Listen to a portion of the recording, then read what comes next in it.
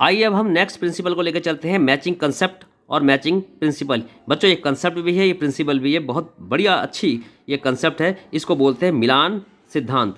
यानी के अंदर इसके अंदर हम मिलान करेंगे, एक्सपेंसेस का मिलान हम रिवेन्यू से करेंगे। यानी कि एक्सपेंसेस को हम उस तारीख को अपनी किताब में दर्ज करेंगे जिस तारीख को उसके ऊपर हमें रिवेन्यू हासिल हुई है।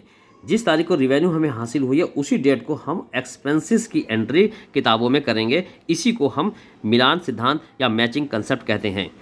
The matching principle state that the expenses should be recorded in the same accounting period, के एक्सपेंसेस को हमें उसी अकाउंटिंग पीरियड में दर्ज करना चाहिए जिस तारीख को which the related revenue are earn, जिस तारीख को उससे संबंधित उससे रिलेटेड अर्निंग हमें मिली है। अगर हम ऐसा करते हैं तो इस कंसेप्ट के आधार पे हमें सही प्रॉफिट और लॉस की जानकारी मिलेगी। उदाहरण के तौर पे हम आपको एक एग्जांपल से इसको हम समझा सकते हैं। मैंने आपको हर कंसेप्ट हर प्रिंसिपल में एक एक एग्जांपल लेकर के मैं चला हूं और इसमें नोट्स में मैंने एग्जांपल दर्ज किए हैं ताकि आपको उस एग्जांपल से अच्छी तरीके से कंसेप्ट समझ में आ जाए। तो इसमें हम एक एग्जांपल आपको बताते हैं कि माना कि हमने हमारी कंपनी के अंदर हमने एक सेल्समैन को रखा है और उसको हम जो है सेल्स के ऊपर जो है हम 10,000 रुपये उसको हमने कमीशन देना है और वो कमीशन जो है 10,000 रुपये हमें उसको देना है। यानी कि सेल्स जो है वो 2025 के अंदर हुई, 2025 में हमारी सेल्स हुई और उसको हमें 10,000 रुपये कमीशन देना है, लेकिन हमने उसको कमीशन जो है 2026 को दिया। यानी कि एक साल बाद हमने उसे कमीशन दिया। हमारी रिवेन्यू जो हुई वो रिवेन्यू हमारी 2025 को ही सेल्स के रूप में हो गई, लेकिन हमने वो एक्सपेंसेस जो है 2026 में किया। तो ये सिद्धांत ये हमें बताता है कि जिस तारीख को आपकी रिवेन्यू हुई उसी तारीख को एक्सपेंसेस भी आपको दर्ज करना है। यानी कि एक्सपेंसेस जो है 10,000 रुपये का हमने 2026 में पे किया तो हमें 2026 के अंदर एक्सपेंसेस की एंट्री नहीं करनी है, हमें 2025 में एक्सपेंसेस की एंट्री करनी है क्योंकि 2025 के अंदर हमें रिवेन्यू सेल्स के रूप में मिला है। तो ये कंसेप्ट हमें यही बताता है मैचिंग। तो ए सेल्समैन अर्न एक कमीशन, एक सेल्समैन ने 10,000 रुपये का कमीशन सेल्स पे किया, अर्जित किया यानी कि अर्न किया और वो सेल्स जो है 2025 को हुई, लेकिन कमीशन जो है हमने 2026 को दिया। तो अकॉर्डिंग दिस प्रिंसिपल, इस प्रिंसिपल के हिसाब से कमीशन एक्सपेंसेस जो है शुड बी रिकॉर्डेड, कमीशन जो है वो हमें 2025 को ही रिकॉर्ड करना चाहिए क्योंकि सेल्स रिवेन्यू 2025 में ही हमें अर्न की गई है। अगला कंसेप्ट जो हमारा है वो कॉस्ट कंसेप्ट या हिस्टोरिकल कॉस्ट प्रिंसिपल है।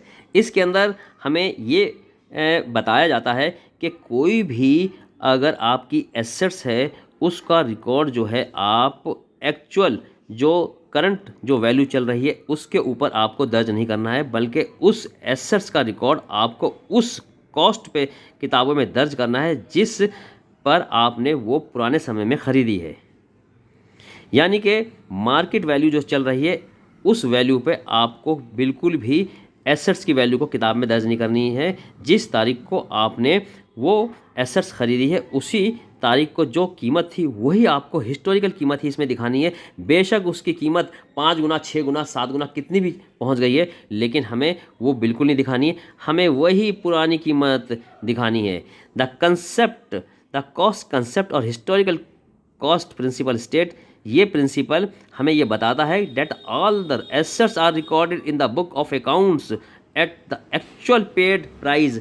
हमें सारी जो एसेट्स की जो भी हमारे पास एसेट्स है उसकी किताबों में हमें एक्चुअल प्राइस में ही उसकी एंट्री करनी पड़ेगी, दिखानी पड़ेगी, ना कि जो करंट मार्केट वैल्यू उसकी चल रही है। जैसे एग्जांपल के तौर पे हम आपको समझा सकते हैं कि एक कंपनी ने एक लैंड जो है 10 लाख रुपए की ख़रीदी। 10 लाख की जब आपने उसको लैंड को ख़रीदा, 5 साल के बाद में उसकी वैल्यू बढ़नी थी और 5 साल के बाद में उसकी मार्केट प्राइस जो है दुगनी हो गई यानी कि 20 लाख हो गई। लेकिन किताबों में हम 20 लाख रुपए नहीं दिखाएंगे, हम किताबों में सिर्फ 10 लाख रुपए ही की एंट्री करेंगे। इसी को हम बोलते हैं कॉस्ट कॉन्सेप्ट या हिस्टोरिकल कॉस्ट प्रिंसिपल, यानी कि पुरानी कीमत पर ही एसेट्स का लेखा करना, ना कि मार्केट प्राइस पे लेखा करना। तो बच्चों अब जो हमारे पास जो है लास्ट जो इसका प्रिंसिपल जो हम आपको समझाने जा रहे हैं, हालांकि 11 है लेकिन हम 10वीं आपको समझाने जा रहे हैं क्योंकि ये 10 ही मैंने इम्पोर्टेंट पाई हैं। 10वीं जो आपकी जो है वो अगले हम टॉपिक पे आपको बताने जाएंगे, जिसका नाम है वेरीफाइएबल। ठीक है ना, वेरीफाइएबल। तो इसको हम आपको समझाने जा रहे हैं।